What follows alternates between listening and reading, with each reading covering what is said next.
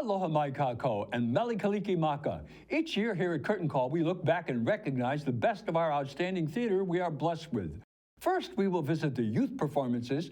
Next week, the adult. It was an amazing year. Seabury Hall and King K. Kaulike Drama did Shakespeare, As You Like It, and The Tempest, respectively. King K did Bye Bye Birdie and In the Hood. Baldwin Performing Arts Learning Center produced Cinderella. Theater Maui put on Newsies Jr. Maui Prep did Beauty and the Beast, and Seabury Hall Performing Arts did Mean Girls, the high school version. King K. Kaulike's Bye Bye Birdie stands out because they had a live orchestra. All the other musicals used tracks. This makes their production most like a real Broadway musical and causes it to stand alone. This was a huge, complex, and extremely successful production of Bye Bye Birdie. Directed by Chris Kepler with musical direction from Casey Nagata, it was as close to Broadway as high school musicals can get.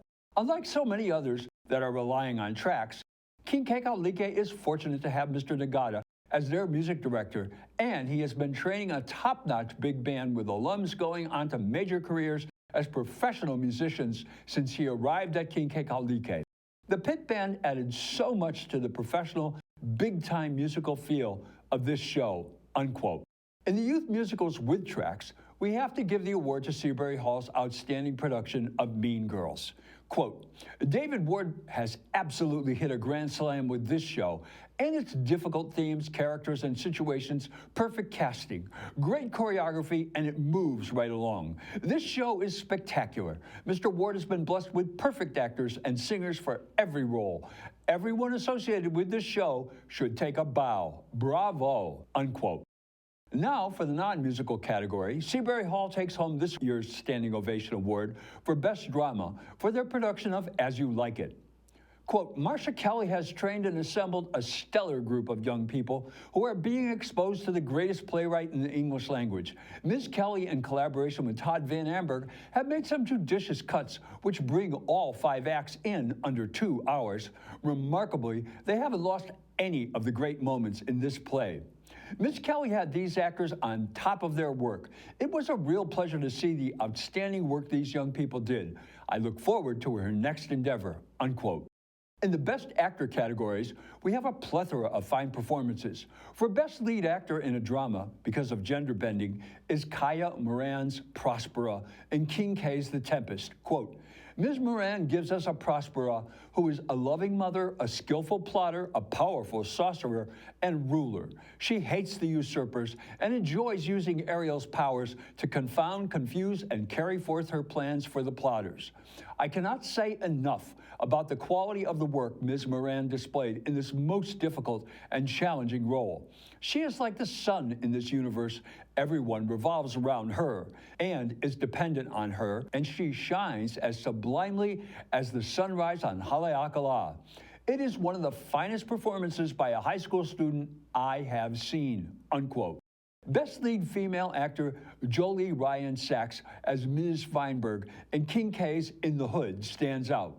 Quote, Mrs. Feinberg is the most fantastic, and I mean that in its most complete sense, as in wonderful, and a total fantasy, landlord in the history of the world. She hasn't raised the rents in 20 years, and when Jenny, a nerd and a computer geek, shows up looking for a place because her roommate left and cannot afford the $1,000 a month, Mrs. Feinberg offers her a place for $250 a month. When she says she can't pay security deposit, Mrs. Feinberg laughs and says, security deposit? I never charge a security deposit. See what I mean about fantasy? Unquote.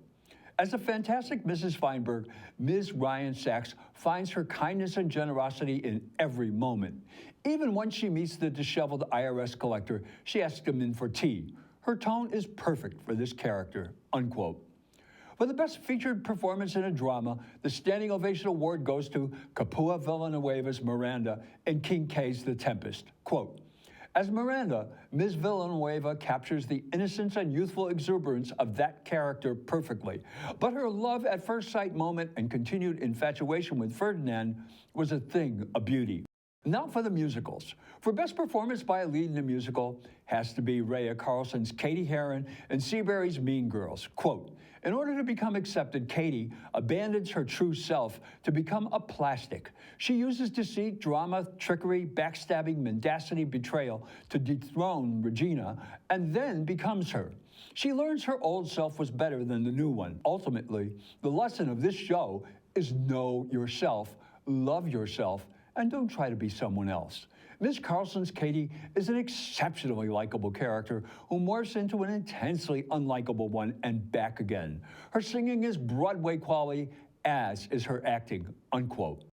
Baldwin Performing Arts Learning Center's Tennyson Takahama grabs the Best Male Actor in a Musical for his portrayal of the prince in Cinderella.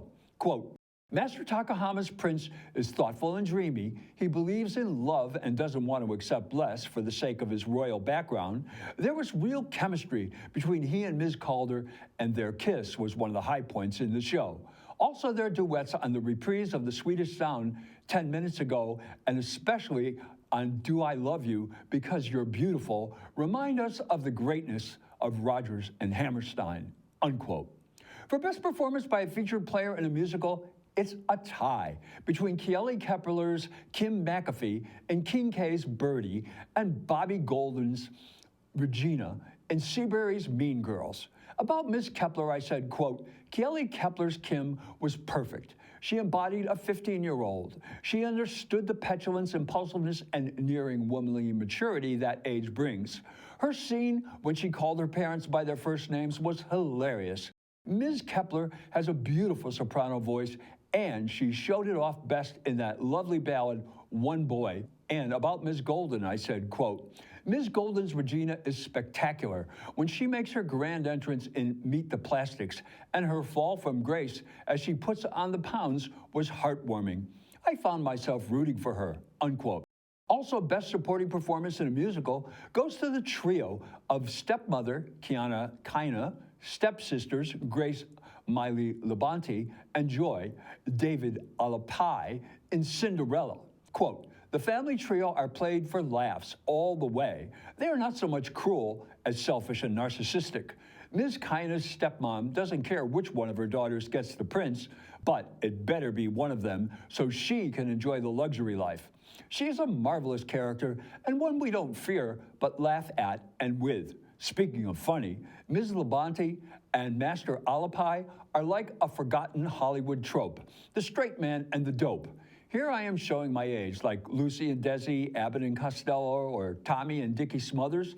When Ms. Labonte makes an insulting comment about Cinderella, Master Alapai invariably thinks she is commenting on his behavior and proceeds to defend himself to the delight of the audience. Their singing is another high point in this show. It was a great year in youth theater. We are so fortunate to have such dedicated and talented group of teacher, director, choreographers, designers as David Ward, Todd Van Amber, Marsha Kelly, Linda Carnavale, Chris Kepler, Casey Nagata, Andre Morissette, Vanessa Cerrito, Christy Scott, Vanya Jerome, Julia Golding, Molly Shade, Peter Della Croce, and of course the amazing Kathleen Schulz. I look forward to Annie Jr. in January, and keep your eyes out for all of the great youth theater happenings on our little corner of paradise. Well, that's Curtain Call for this week. Next week, the Adult Standing Ovation Awards. Maui Strong, Mele Kaliki Maka, and Ha'oli Makahiki Ho. Ahui ho.